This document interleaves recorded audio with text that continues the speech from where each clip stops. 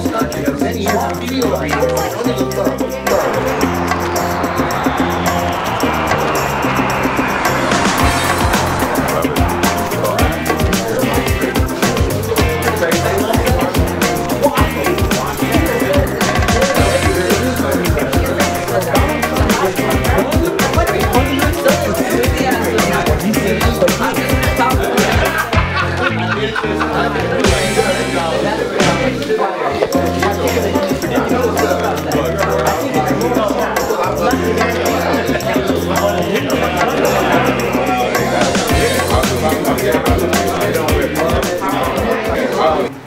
We're fortunate at times to be able to live in a country that gives us the opportunity to live life, but also an opportunity to affect and impact change. And my name is Danny Andalon. I'm the LA Area Director for the Bernie Sanders campaign.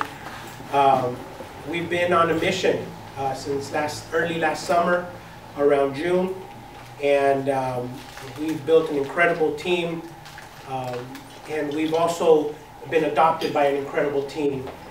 Today, this Barbershop Talk happened for a number of reasons and because of a couple of people. So first I want to thank Dane Pascal, the owner and social entrepreneur, who said, our barbershop's closed on Sundays, but the barber isn't here, so maybe we could do something. It's a multi-purpose space. It's used for a lot of social activities, and we're excited to be here, man, brother. Thank you so much. Yeah, thank you. I wouldn't have that contact if it wasn't for our friend Jorge Nuno, who's from South LA. He's 35th and Maple. And so we've been friends for a few years now, and also fellow advocates of our community and our families, and we're excited to be working together again. Also, this meeting is so important and is so meaningful to what we're trying to accomplish, not only in Los Angeles, but the state of California.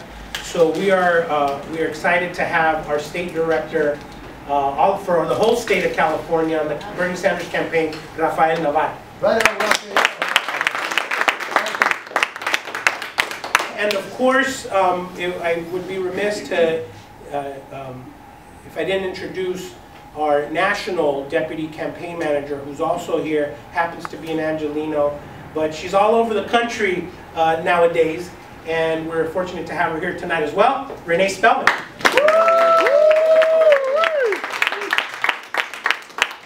And then I don't need to speak any longer.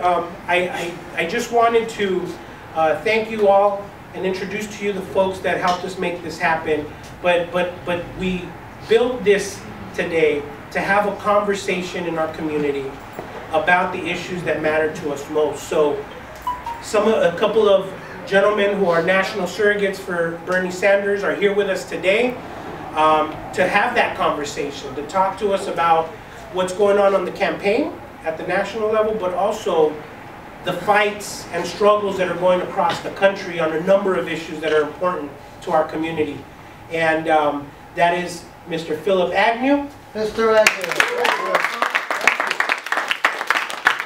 And Mr. Kendrick Sampson. And they don't get charged in time, right? Nope. Oh, yeah. Yeah. Oh, actually. Tell me your first name again. Let's thank Kyla. She's here to help us. Framing the electability conversation. Exactly.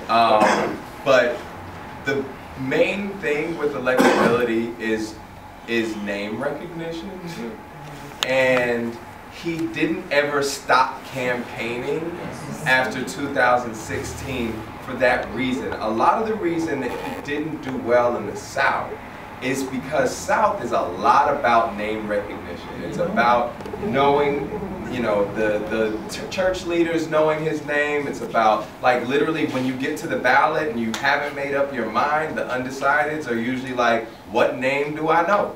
Yeah. That one, I'm gonna check that box. Yes. So this time, Bernie has made it, even though, you know, sometimes to his detriment, where people are like, all right, we hear you, we've heard you since 2016, you have not disappeared. No one that goes to the ballot box is not going to know Bernie Sanders' name. You can't say that about anybody else, really. There's one, but he ain't going nowhere. I'm not gonna but you can't really say that about anybody else in this campaign that is actually doing what they can't deny is that the issues that he champions poll higher and have a larger percentage of the population that understand that he's for those issues and that he supports their side on those issues. And then the other thing is 1 million, you have people, all volunteers, excuse me, 1 million volunteers, you have people all over the country. You cannot win without a strong grassroots movement that is excited to go to the polls. You have to beat the excitement from the other side. So when we're talking about electability, again, there's no other candidate that you can, again, since I'm speaking from a national surrogate standpoint, I can't necessarily name people, but go through your head and imagine any other candidate and a crowd of people cheering their name. Sometimes it's very comical, but I'm just like, there is one, you know, in my opinion, and I've seen evidence of it, that a massive amount of people are willing to get out there and not only cheer his name, but understand what the name brings with it, that it ain't nothing about him, you know? So that the brand of him is literally everybody else. You know?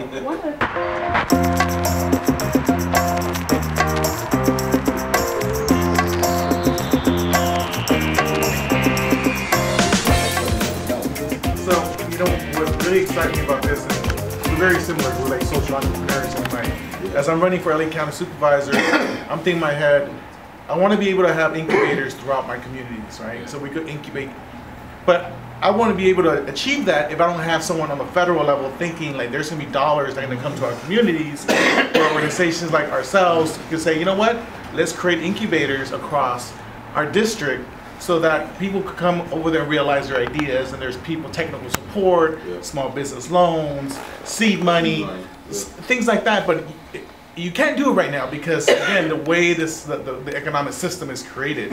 But if there's going to be, you know, cannabis dollars coming in, we could propose these models so that it doesn't look like you're just, you know, shooting for the star. Like, no, this is how we're going to get the money to the streets. So I'm really excited. I'm excited about that because even as me having my own incubator in South LA, I'm like, dude, I want to have a big house in every neighborhood. So we could do this, but with Bernie Sanders kind of platform, it feels it's possible if we all get there at the same time, you know? We're gonna I'll be brief. Thank y'all. Yeah, I really appreciate the opportunity to be here with you all. I've said it over and over. It's a great honor to be able to contribute to the movement. By the time you all vote in March, you will have already won 3 states. And so I'm looking forward to this being the 4th, and the amazing team that's here: Danny, Renee, Rafa, Justin, my brother here, the regional organizer, each and every one of you all, Justin. The incredible work that you all are already doing is going to transform the country. And so the days that you all stay up late and wake up early to do this work that nobody thanks you for, and most likely sometimes will remain nameless, I see you and I value it a great deal, and I'm looking forward to celebrating with you all in March. Thank you. So thank you.